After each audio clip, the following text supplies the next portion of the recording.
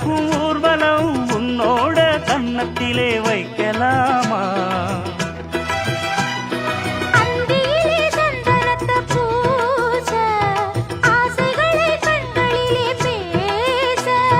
சேலையிலே நீ விசிறி வீச காலையிலே பார்த்த கண்ணு கூச என்ன சுகமோ எப்ப வருமோ என்னென்னவோ பண்ணுதையா